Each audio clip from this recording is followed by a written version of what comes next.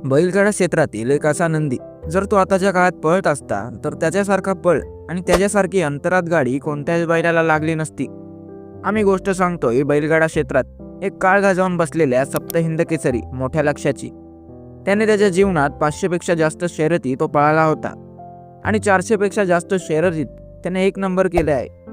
लक्ष्याने आपल्या पळण्याच्या जोरावर अनेक बक्षिसं जिंकली, मोठ्या मोठ्या शर्यती जिंकल्या. त्याच्या नावावर सलग 11 वर्ष 1 नंबरात पळण्याचा विक्रम आहे. जेव्हा याची गाडी फायनलला लागायची तेव्हा दर फायनलला हा 1 नंबर केलेला बैल आहे.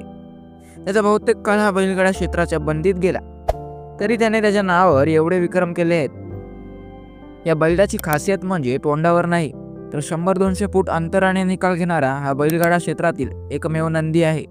बहुतेक लोकांना या पळताना बघायला भेटलं नाही, पण खरंच काय पळत असेल हा लक्ष्य. त्या काळात त्या बैलाला 72 लाखाची मागणी आली होती, पण उत्तम चव्हाण वाटेगावकर यांनी याला स्वतःपासून दूर केलं नाही. आता त्याचा वय जरी झाला असला तरी त्याचा सांभाळ एकदम योग्य पद्धतीने करतात.